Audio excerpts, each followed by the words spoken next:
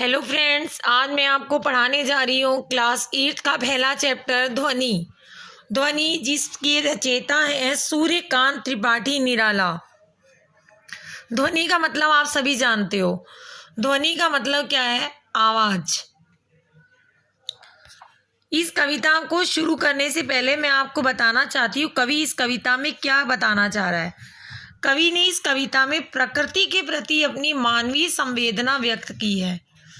इस कविता में कवि मानव के जीवन को वसंत रूपी जल से सींचकर उसको हरा भरा करने की अभिलाषा करते हैं, जिससे मनुष्य परिश्रमी और हमेशा उन्नति की ओर अग्रसर हो सके। तो अब मैं इस कविता को पढ़ना शुरू करती हूँ। पहले हम कविता का पहला पार्ट पढ़ेंगे। अभी ना होगा मेरा अंत, अभी अभी तो आया है मेरे वन में मृदुल बसंत। अभी ना होगा मेरा अंत। हरे हरे ये पात, मृदुल मतलब कोमल, बसंत तो आपको पता है ऋतु होती है। हरे हरे ग्रीन, पात मीन्स पत्ते, डालियां कलियां, कोमल गात मीन्स शरीर। मैं ही अपना स्वपन मृदुल, स्वपन मीन्स सपना, मृदुल कोमल फेरूंगा फहराऊंगा, निद्रित मतलब सोई हुई कलियों पर, जगह एक प्रत्युष मनोहर, प्रत्युष में प्रातः काल मनोहर। तो इन्हीं पंक्तियों का मनोहर तक की पंक्तियों का अर्थ जान लेते हैं। कवि कहते हैं कि अभी उसके जीवन का अंत नहीं होगा, क्योंकि अभी तो उसके जीवन में सुकुमार शिशु रूपी बसंत का आगमन हुआ है।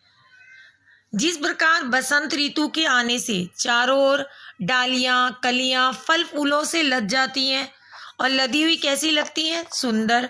और उनकी सुंदरते से और क्या हो जाती है? हरियाली छा जाती है।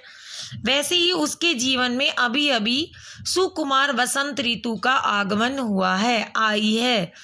वह नींद में डूबी हुई अलसाई कलियों को जगाना चाहते हैं, अर्थात जो व्यक्ति आलस से भरे हैं उन्हें जगाना चाहते हैं अपने जोश से। कवि नई पीढ़ी को जागृत करके विकास और निर्माण के पद पर लाना चाहते हैं। वह जानते हैं कि वो इस काम को करने के लिए उपयुक्त हैं। वह और अपने जीवन में अपने कार्यों के द्वारा वे चारों ओर अपना यश भी फैलाना चाहते हैं। तो इसलिए उन्होंने कहा है कि अभी ना होगा मेरा अंत, अभी अभी तो आया है मेरे वन में मृदुल बसंत। सेकंड पैराग्राफ देखते हैं। पुष्प पुष्प, पुष्प मीन्स फूल, से तद्रास लालसा खींच लूंगा मैं, अपने नव जीवन का अमृत सहर्ष से दूंगा मैं, द्वार दिखा दूंगा फिर उनको है मेरे वे जहां अनंत। अभी ना होगा मेरा अंत। अब जो है तद्र आलस यानी नींद से अलसाया हुआ, नींद में डूबा हुआ, लालसा मतलब कुछ पाने की इच्छा।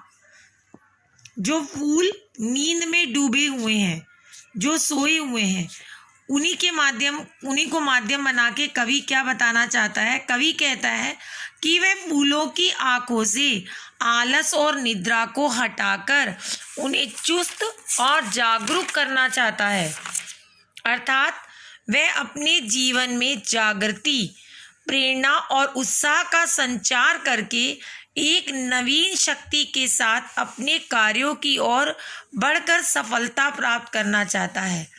वह इसी शक्ति से दूसरों को भी प्रेरित करना चाहता है।